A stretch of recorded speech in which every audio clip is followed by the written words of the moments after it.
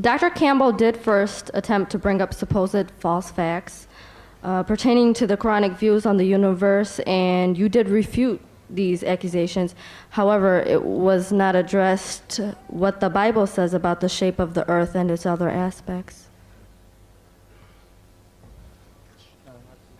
The sister asked a question that I did not address regarding what the Bible says about the shape of the earth due to lack of time. I can point out another 100 points, lack of time. Anyhow, sister wants to know what does the Bible speak about the shape of the earth. It's mentioned in the Bible, in the Gospel of Matthew, chapter number 4, verse number 8. It says, the same reference which Dr. William Campbell used about tempting. The devil took him, that Jesus Christ, peace be upon him, to an exceedingly high mountain and showed him all the kingdoms of the earth and its glory. Gospel of Luke, chapter number 4, verse number 5. The devil took him to a high mountain and showed him the glory of all the kingdoms of the world.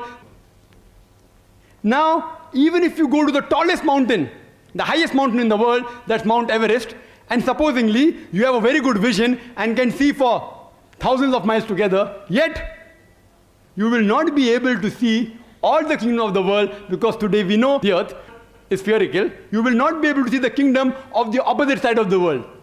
The only way you will be able to see if the earth was flat. That's the description what the Bible gives. The earth is flat. Furthermore, the same description is repeated in the book of Daniel, chapter number 4, verse number 10 and 11. It says in the dream that the tree grew up into the heaven, and there when the tree grew up into the heaven, it grew up so much that everyone from all the ends of the earth, they could see the tree. This is only possible if the shape of the earth was flat.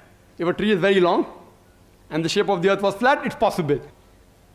Today, it's a universal fact that the world is spherical. You will never be able to see the tree, however much long it is, from the opposite side of the spherical shape of the earth.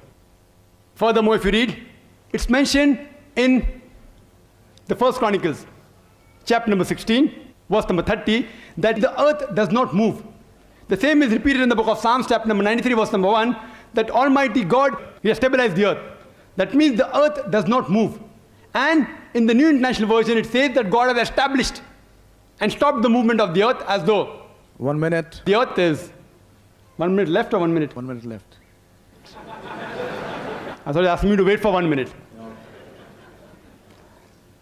Regarding Dr. William Campbell, he said that Jesus Christ, peace be upon him, said in the Bible in several places that He was God. You can refer to my video cassette, Concept of God in Major Religion, which gives all the references and the answers. I'll only give you the references of what he quoted. And my father of one is from John, chapter number 10, verse number 30. And in the beginning was the word is from John, chapter number 1, verse number 1.